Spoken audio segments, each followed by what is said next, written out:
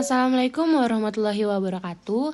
Kami dari kelompok 3 yang beranggotakan Siti Nurhalisa, Lailatun Nurul Hidayah, Fianiska Amalia, Sefi Duistiana, dan Danisya Eka Hidayat akan menjelaskan materi tentang Obsessive Compulsive Disorder.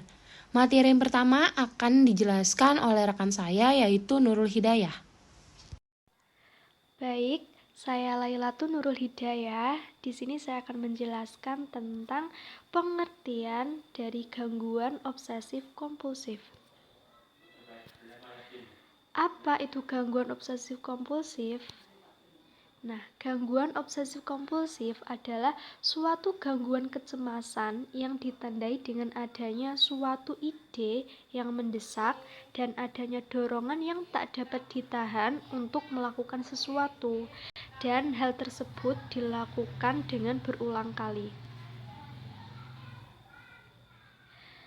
Seseorang yang menderita gangguan tersebut tidak mampu mengontrol pikirannya sendiri yang menjadi obsesif, yang sebenarnya hal tersebut tidak diharapkannya, dan mengulang beberapa kali perbuatan tertentu untuk mengontrol pikirannya tersebut supaya tingkat kecemasannya itu menurun. Oke, selanjutnya ada penyebab gangguan obsesif kompulsif.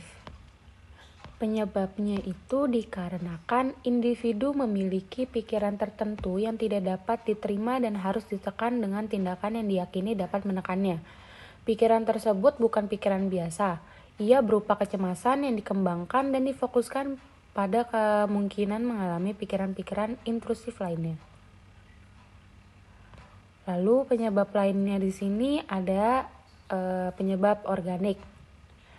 Masalah organik seperti terjadi masalah neurologi di bagian-bagian tertentu, otak juga merupakan satu faktor bagian OCD. Kelainan saraf seperti yang disebabkan oleh meningitis dan ensefalitis juga adalah salah satu penyebab OCD. Yang kedua ada genetik. Mereka yang mempunyai anggota keluarga yang mempunyai sejarah penyakit ini memungkinkan beresiko mengalami OCD juga. Lalu yang ketiga ada penyebab dari kepribadiannya. Mereka yang mempunyai kepribadian obsesif lebih cenderung mendapatkan gangguan OCD. Lalu yang keempat, pengalaman masa lalu. Pengalaman masa lalu juga mudah mencorahkan cara seseorang menangani masalah ini, di antaranya dengan menunjukkan gejala OCD. Lalu yang kelima ada konflik. Mereka yang mengalami gangguan ini biasanya menghadapi konflik jiwa yang berasal dari masalah hidup. Contohnya hubungan antara suami istri di tempat kerja dan keyakinan dirinya. Gangguan obsesif kompulsif erat kaitannya dengan depresi ataupun riwayat kecemasan sebelumnya. Beberapa gejala penderita obsesif kompulsif seringkali juga menunjukkan gejala yang mirip dengan depresi. Individu yang beresiko mengalami gangguan obsesif misalnya seperti individu yang mengalami permasalahan dalam keluarganya, dari broken home, kesalahan atau kehilangan masa kanak-kanaknya. Lalu ada faktor neurobiologi juga, dapat berupa kerusakan pada lobus frontalis, ganglia basalis, dan cingulum. Yang ketiga, individu yang memiliki intensitas stres yang tinggi. Yang keempat, riwayat gangguan kecemasan. Kelima, depresi. Dan yang terakhir, individu yang mengalami gangguan seksual. Kemudian saya akan menjelaskan mengenai gejala gangguan obsesif kompulsif. Gejala-gejala yang sering muncul pada penderita obsesif kompulsif ini yaitu antara lain sering berpikiran negatif, merasa takut, cemas, khawatir dengan hal-hal di sekitarnya. Sebagai contoh, mereka takut terkontaminasi kotoran atau kuman sehingga membuat penderita obsesif kompulsif ini tidak mau menyentuh benda yang kotor atau benda-benda yang sudah disentuh oleh orang lain. Kemudian, bagi mereka segala sesuatu harus teratur dan simetri, yang pada akhirnya membuat mereka stres ketika benda tidak rapi atau benda-benda tersebut itu mengarah pada arah tertentu. Kemudian mereka juga khawatir bahwa suatu tugas yang telah dia lakukan itu hasilnya akan buruk. Gejala berikutnya adalah sering mengulang tindakan yang sama secara sadar dengan alasan yang tidak rasional. Pengidap gangguan ini mungkin tidak sadar bahwa obsesi dan kompulsi berlebihan yang ia lakukan itu tidak masuk akal. Padahal orang lain yang menyadari dan menyaksikan sendiri bahwa hal tersebut mengganggu aktivitas sehari-hari pengidapnya. Awalnya gejala obsesif kompulsif cukup sulit dikenali. Namun setelah kondisi bertambah parah, gejala-gejala tersebut juga akan bertambah parah. Dan anak-anak yang mengalami kondisi ini mungkin tidak akan menyadarinya. Tetapi orang-orang dewasa yang memiliki gangguan ini, biasanya mereka sadar bahwa obsesi dan tekanan mereka itu tidak beralasan.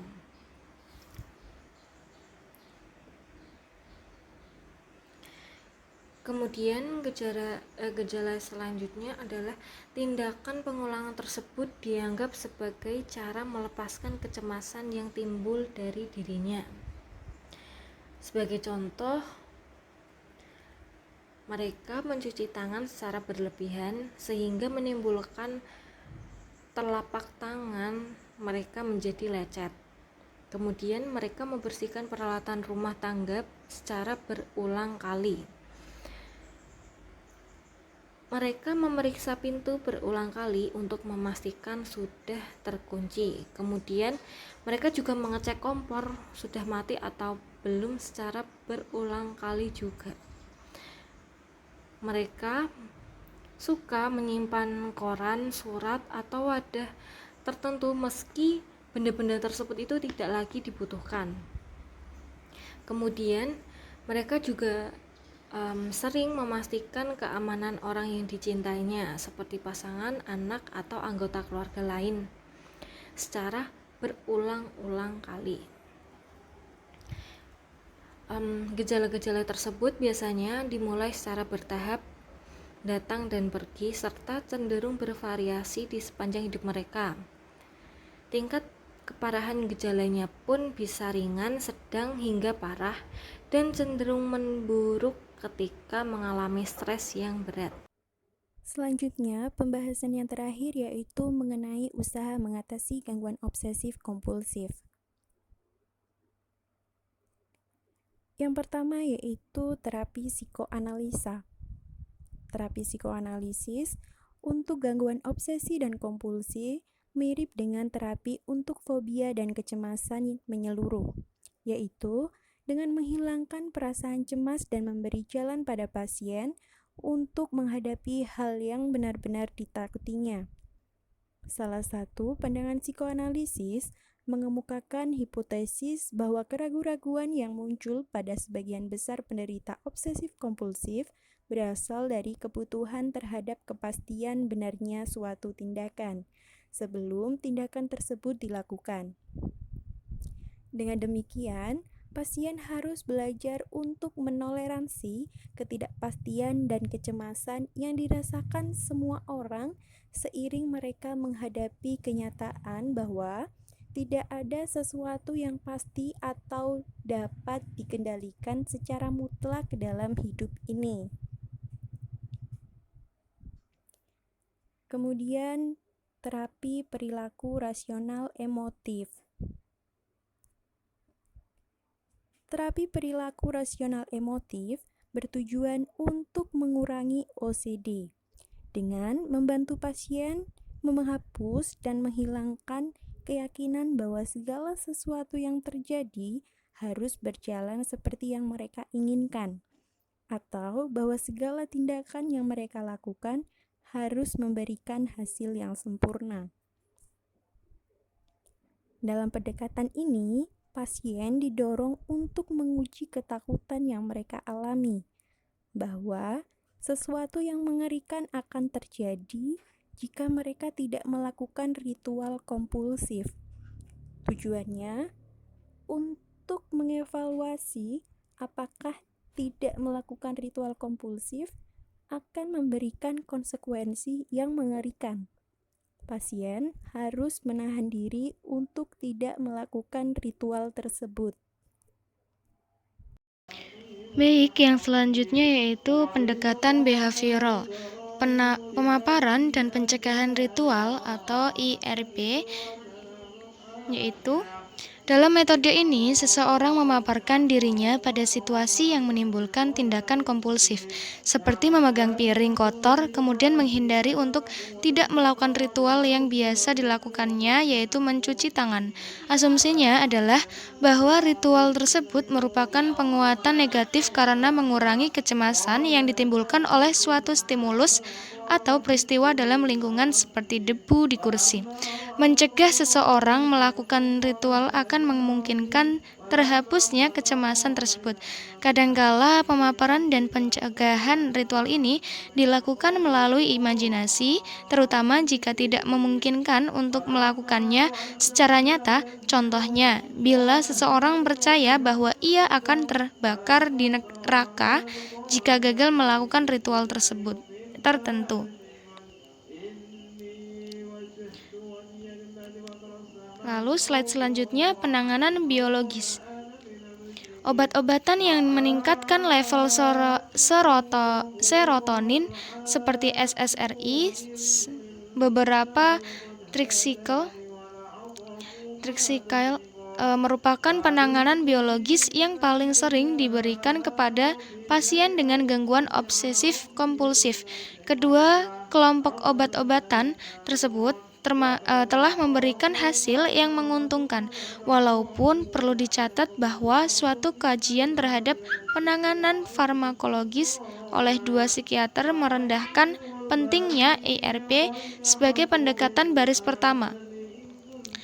Hal tersebut dikemukakan oleh Ross and Janik 1998 dalam Division 2004. Beberapa studi menemukan antidepresan tricycle kurang efektif dibandingkan IRP.